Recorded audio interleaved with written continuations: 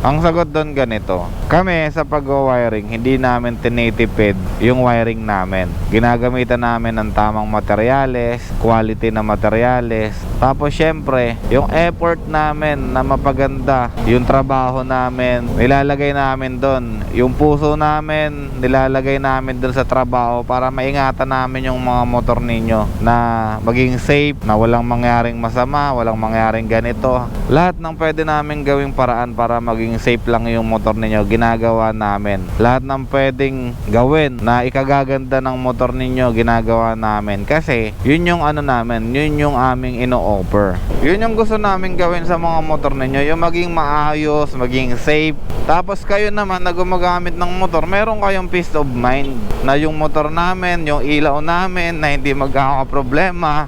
Pagbabiyahe kami ng malayo, di ko aalalahanin yung motor na baka magka-problema kasi may wiring na ganito, baka magkaroon ng faulty wiring. Yun yung binibigay namin sa inyo, peace of mind. Actually, yun yung mga bagay na hindi natin mababayaran talaga. Eto, nagbabalik na naman tayo sa panibagong motovlog natin dito sa ating channel, JR Motoworks. Maraming salamat ulit sa mga taga-suporta natin. Etong gantong pangyayari, noon pa naman nangyayari na to. Simula pa lang nung nag-wiring na kami.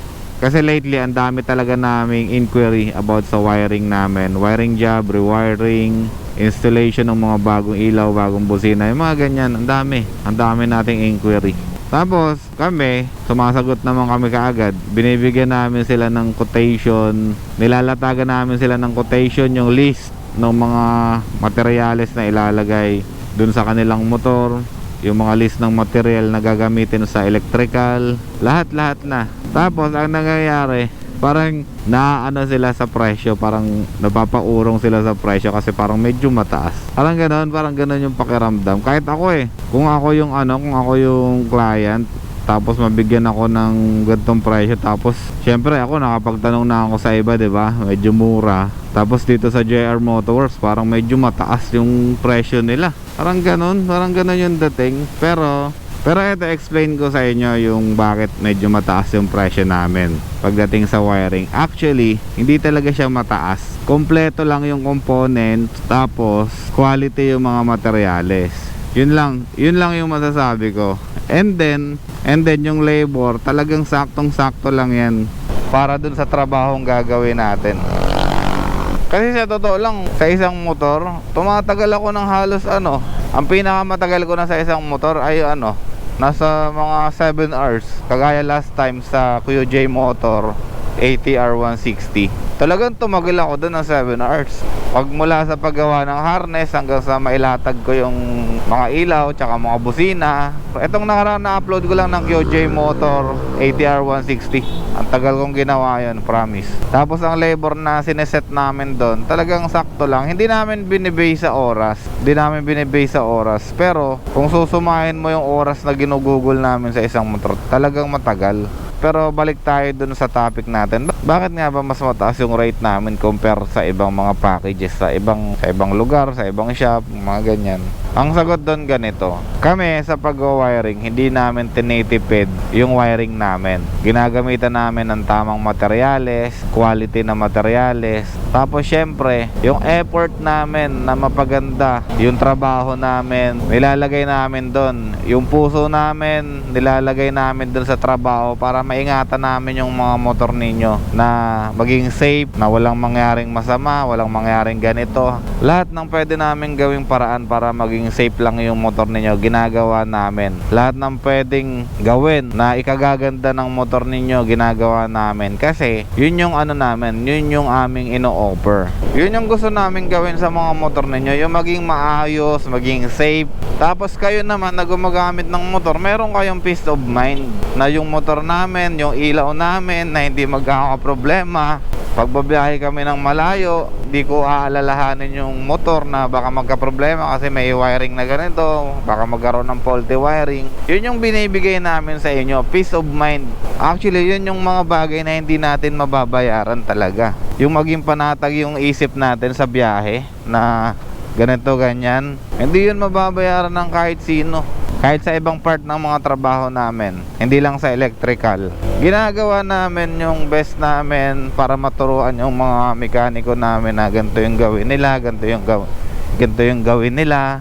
Lahat ng makikita natin na problema na pwede nating sabihin pa sa customer, sabihin natin para aware sila. Concerned tayo sa kalagayan ng mga motor ng customer natin. At the same time, concerned tayo mismo dun sa customer natin kasi sila yung gumagamit ng motor di ba? Hanggat maaari, dapat walang maging problema yung motor after natin magawa.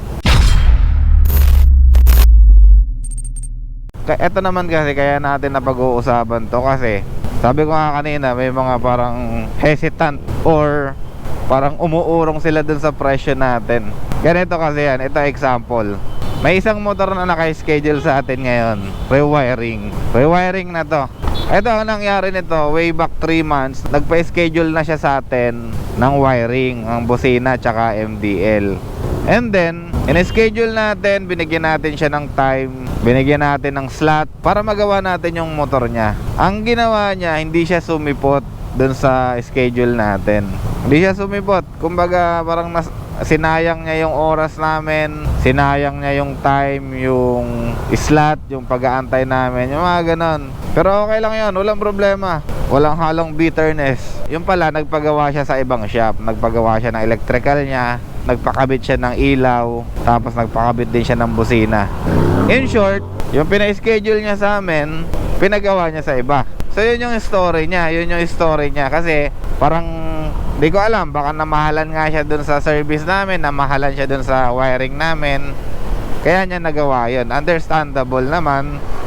Kaya lang hindi siya nagsabi nung time na yun na hindi siya pupunta. Ngayon, bumalik siya dito sa shop, kaya namin nalaman na nagpagawa siya sa ibang shop kasi ayun, nakita namin may nakakabit na sa kanyang MDL tsaka busina. Tapos ang complaint niya ngayon, nagloloko yung wiring niya. Nagloloko, ibig sabihin faulty wiring na yun. Kasi hindi niya nakukuha yung satisfaction na gusto niya doon sa wiring or doon sa ilaw tsaka busina na kinabit sa kanya. Pumunta siya sa amin para magpa-rewiring. Eto na tayo. I-recap natin nagpa-schedule siya way back 3 months. Hindi siya pumunta, hindi siya sumipot, nagpakabit siya sa ibang shop ng ganito, ng ganyan.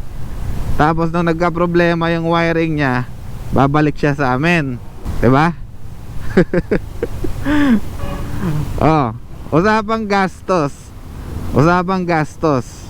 Ngayon ito, alin ang mas mahal ngayon? Saan ka mas mapapagastos ngayon? Kasi i-re-rewire natin yan, ibig sabihin yung binayad mo last time, wala na yon. Tapos magbabayad ka ulit ngayon para sa rewiring. Diba? So halos doble na yung babayaran mo ngayon.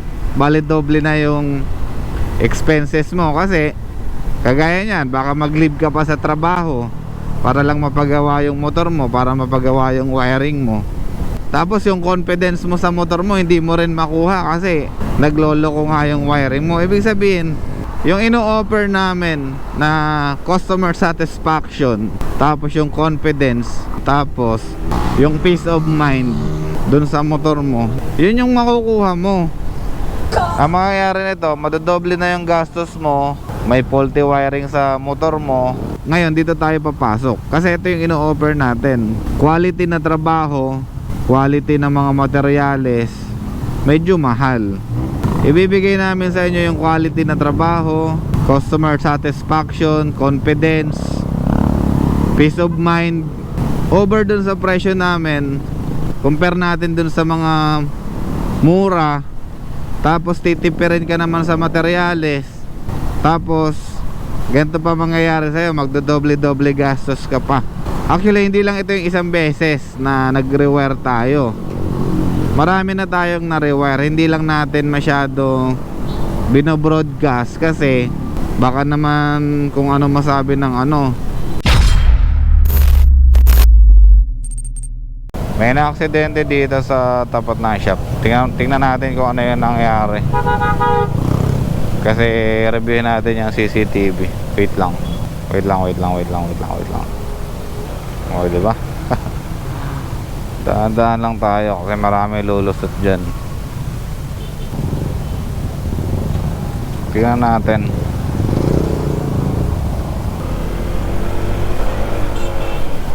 Okay na. Pasensya na kayo, medyo naatrasa tayo.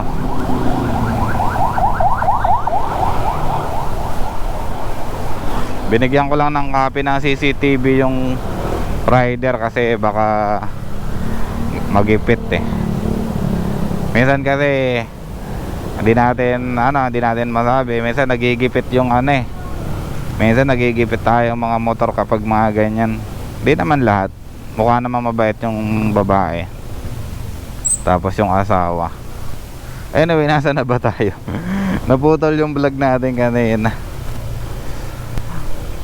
Long story short, para matapos na yung vlog natin, ang gusto ko lang naman sanang sabihin sa inyo, di bali nang mahal yung offer sa inyo, di bali nang mas mahal ng konti yung offer sa inyo pagdating dito sa mga gantong services. Kasi sobrang critical nitong trabaho na to. Electrical yan eh. Pwedeng sirain yan yung motor mo, pwedeng masunog, pwede ka rin madisgrasya dyan. So ngayon, kaya naman kami nagbibigay ng ganitong value, ganitong halaga, kasi binavalue din namin or pinapahalagahan din namin yung mga motor ninyo. Gusto namin pag bumabiyahe kayo, safe kayo. Gusto namin pag bumabiyahe kayo, panatag yung kalooban ninyo na walang mangyayaring masama sa motor ninyo habang bumabiyahe kayo. Especially kung lagi kayo nasa long ride. Tingnan natin, timbangin nating maigi. Timbangin nating maigi kung ano nga ba yung importante sa atin. Yung pera ba o yung mga sarili natin? Yung pera ba o yung oras? Peace of mind. Yung pera ba o tayo? Yung pera ba o yung mga sarili ninyo? So yun lang.